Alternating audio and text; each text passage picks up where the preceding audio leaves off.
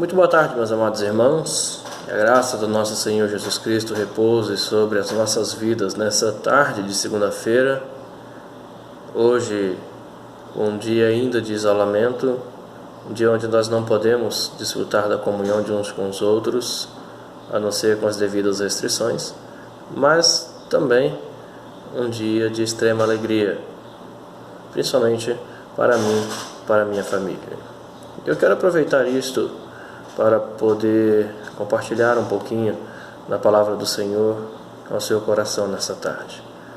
Você se lembra quando me perguntavam acerca da vontade de ser pai novamente? Aqueles que me faziam a pergunta ouviram sempre a mesma resposta de mim. Minha resposta, a fim de mediar ou para mediar a situação entre a convicção da minha esposa e o desejo dela e o medo e temor do meu coração, era sempre essa a resposta. Existe uma vontade, a da minha esposa, que era ter outro filho. Existe a minha vontade, que é com temor no coração e muitas vezes achando que já é o suficiente. Já está bom. Mas existe a vontade de Deus. E é sobre essa vontade de Deus que eu quero falar um pouquinho com você. Sabia que a vontade de Deus sempre se cumpre sobre as nossas vidas, porque Deus é soberano sobre todas as coisas? Deus está acima da minha vontade, acima da vontade da minha esposa. O salmista no Salmo 25, versículos 4 e 5 vai dizer: Faze-me conhecer os teus caminhos, ensina-me as tuas veredas, guia-me na tua verdade. Ensina-me, pois tu és o Deus da minha salvação. Eu estou feliz com esta situação, muito embora não pareça, né? A barba tampa, essa cara, rosto carrancudo, né? Não demonstre muita coisa, mas eu estou extremamente feliz. Feliz porque a soberania de Deus sobre as nossas vidas, com a graça dele daqui para frente, vai nos permitir sermos agraciados por Deus com mais um filho. Deus é soberano, não depende de nós. Podemos até ter as nossas convicções, podemos até tentar contornar, mas Deus sempre é soberano sobre a nossa história. Faze-me, Senhor, conhecer os teus caminhos.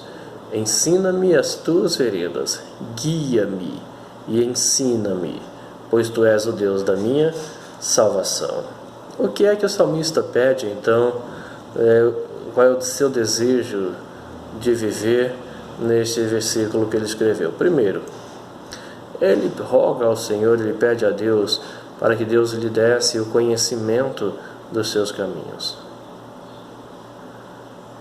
O que é isso? Que Deus lhe mostrasse, para que ele não andasse sem direção. Um mapa, uma bússola. Todo aquele que anda sem o conhecimento do caminho que ele está andando, ele anda em cima do desconhecido, do que é incerto. Ninguém pode andar ou conhecer caminhos se alguém não lhe der conhecimento deles. Olha só o que é que o salmista pede então. Ele pede para que Deus não o deixe andar desorientado, sem direção. Para que Deus não o deixe andar nos seus próprios caminhos. Ele pede a Deus que Deus revele, lhe dê conhecimento dos caminhos de Deus para a sua vida, porque ele quer trilhar caminhos que são caminhos de Deus para a sua vida. Almas ímpias, pessoas sem Deus, jamais pedem conhecimento do seu caminhar a Deus. Eles não submetem a sua vida, os seus caminhos, aos caminhos de Deus, porque eles pensam que são soberanos sobre as suas vidas, sobre a história da sua vida. Eles têm pavor da submissão. Eles têm pavor de serem orientados por alguém maior que eles, que esteja acima deles. Eles são o centro das suas vidas. Os seus caminhos são os seus caminhos. Ninguém pode dar orientação.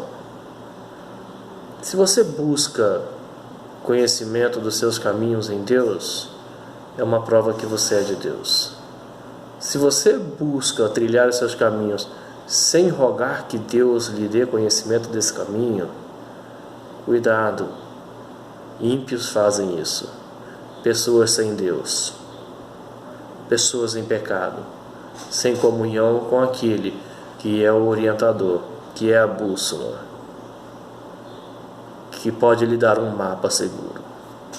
Depois de pedir conhecimento, o versículo vai nos dizer que ele pede que Deus o ensine nos seus caminhos.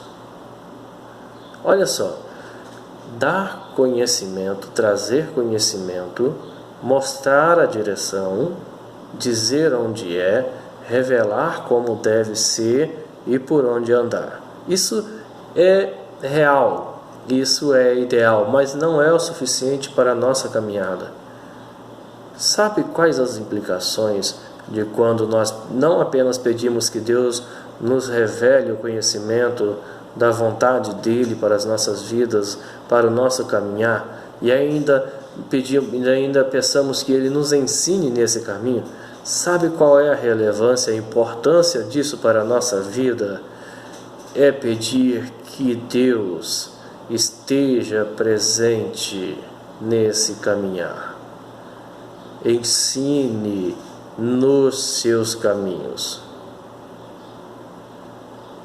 Deus presente dia a dia, Deus lado a lado, Deus como companheiro fiel, ainda que Ele te revele qual é o caminho, ainda que Ele lhe dê o discernimento de qual é a direção, muito mais do que isso é pedir bênçãos vindas de Deus quando nós suplicamos a Ele que nos ensine nesse caminho. Não é ensinar o caminho, é ensinar no caminho. Uma criança, quando é pequena, quando o seu pai está lhe ensinando a andar de bicicleta, qual é a vontade da criança, qual é a convicção? De que o pai vai colocá-la naquela bicicleta e vai segurar atrás do selim ou na garupa, e ela vai se sentir segura por saber que o pai está com ela nesse caminho, nesse aprendizado. Quando uma criança tem a sensação que o pai a deixou para que ela comece a caminhar com os próprios caminhos, geralmente a criança se apavora, a criança cai e se machuca. É a sensação de estar insegura. Não ande inseguro, então. Não ande sozinho no caminho que Deus te mostrou, que Deus te deu a conhecer. Rogue a Ele que te ensine nesse caminho, na dependência dele, como essa criança que está aprendendo a andar de bicicleta, assim como foi conosco quando nós aprendemos. A sensação de estarmos seguros nesse caminhar. E nesse ensinar, então também vem o guiar por este caminho. O salmista pede para que ele o segure firme nesse caminho, porque ele não queria perder o rumo. Voltemos à criança novamente. Qual é o clamor de uma criança? Papai, não me solte. Papai, não me deixe só. Papai, vem comigo. É isto que nós temos que pedir a Deus, que Deus nos guie, que Deus nos segure firme, que Deus esteja conosco, para que não percamos o rumo dessa caminhada, porque você tem um caminho, eu tenho um caminhar. Nesse caminho nós temos que buscar o conhecimento, nós temos que buscar o ensino de Deus nesse caminhar, porque Deus vai estar conosco nesse caminho, e nós temos que pedir que Deus nos guie constantemente nesse caminho, para que nós não nos sintamos só, desamparados. Sabe, Deus nunca vai te deixar só. Essa é a máxima da caminhada. Deus nunca vai te deixar só. Às vezes nós nos permitimos rebelar contra Deus e achar que podemos, em determinado momento da nossa vida, tocar a história da nossa vida, andar nos nossos caminhos, sem consultarmos e sem aprendermos de Deus. É quando nós achamos que somos autossuficientes. Como a criança que ainda não está preparada para andar sozinha de bicicleta e não quer que o pai a segure mais, até ela cair. Quando ela cair, ela vai ficar com medo. Vai criar um trauma na sua mente, feridas no seu corpo, e ela vai voltar a depender do pai. Peça a Deus que te proteja na sua caminhada. Almeje, busque a instrução e ser instruído por Deus, porque de Deus vem a direção correta. Faça a oração que Davi fez. Peça a direção de Deus para que você glorifique a Deus nesse seu caminhar, em tudo o que você fizer, em todas as circunstâncias da sua vida. Lembra-se, existe a sua vontade, existe a minha vontade, existe a vontade de Deus. A vontade de Deus é soberana, é perfeita e agradável. Se alegre nela,